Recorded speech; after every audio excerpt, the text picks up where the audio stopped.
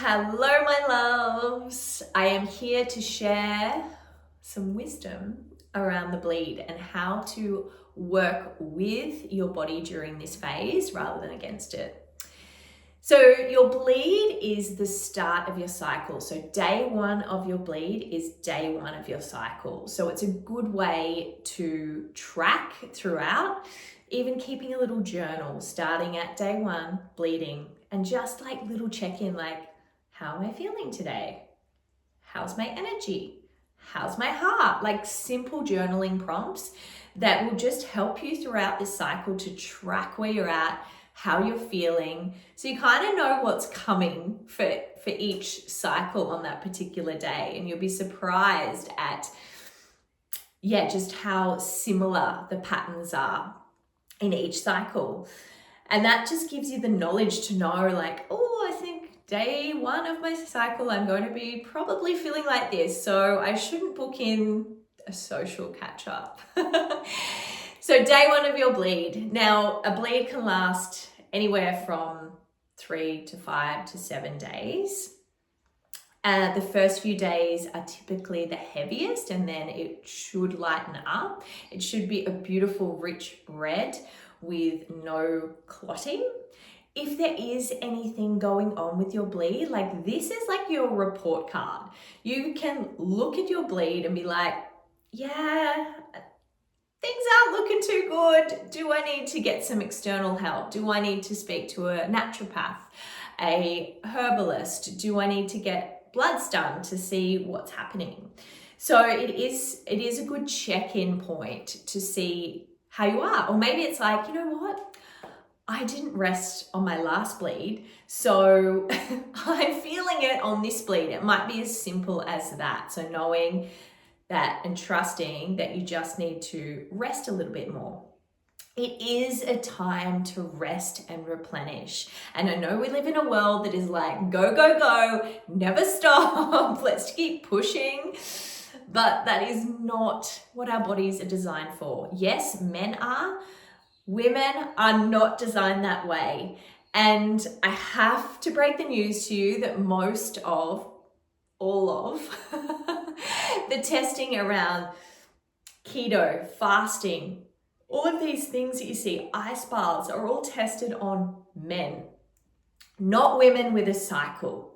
So when you're seeing something is like, this is good for you, I want you to really tune in with yourself and see how that feels for you.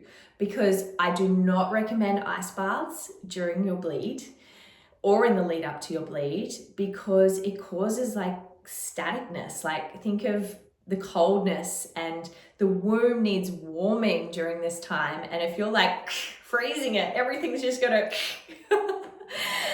things aren't gonna flow as they're supposed to. It's the same with fasting, with keto, with any of these diets. They are great for menopause women. They are great for men. They are not great for women with a cycle. In my experience and all of the knowledge that I've gained, it's not something that I would do. Starving yourself and malnourishing yourself when this is a time in your life when you were fertile, where you need as many nutrients, you need to be filling yourself up rather than depleting yourself, especially in the world that we live in, which is high stress. There's a lot of depletion, there's a lot of pollution, there's a lot of external stuff going on that we don't have control of most of the time. So the bleed is a time where we get to rest. So enjoy the rest, especially day one, maybe day 2, maybe even day 3. No intense training, no HIIT, no cardio, nothing. Like walking, yes. I wouldn't even recommend strength training. Like your energy is low, your hormones have dropped. So you want to really honor your body at that time and give yourself the rest that you deserve, especially going hard all of the rest of the time. Like this is your time where you can be like, no, saying no to social catch-ups. It is a time where you'll probably be feeling very internal,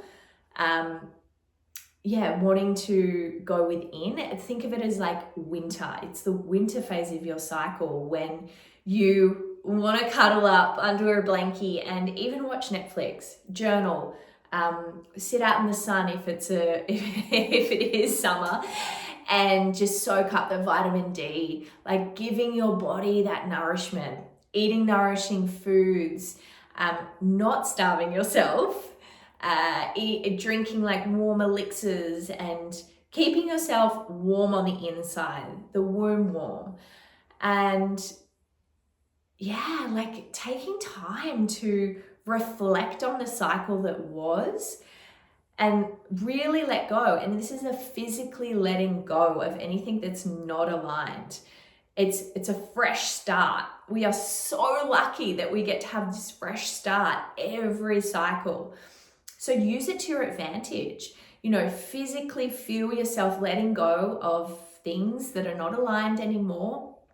And as you feel that physical release of your blood, this is like, my favorite thing to do. It's like feeling this blood as dripping into the earth and seeding your new intentions, your dreams, like allowing yourself to dream in this phase. Your intuition is on point in this phase. So really use that. Use it. And the only way you're going to be able to do that is if you stop, if you slow down, if you rest, if you meditate, journal, like really go within. Take the time, please. I promise it will pay off during the rest of the cycle.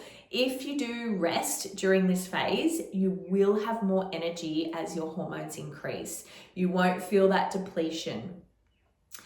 So enjoy it. Enjoy it, enjoy it, enjoy it. Seed your new dreams. Let go of the old and really call in the new. Like tap into your power, to your intuition, to your heart, and what you need, what you want. It's not a time to be out in the world, showing yourself in a, like performing or socializing or dating. It's an internal time where you just want to be spending time with you, like really understanding where you're at, what your needs are, what your wants are, and getting clear on this next cycle. So sending love for your bleed phase, my favorite phase. Actually, they're all my favorite. Rest, replenish, rejuvenate, and that's all I got for you. See you next time.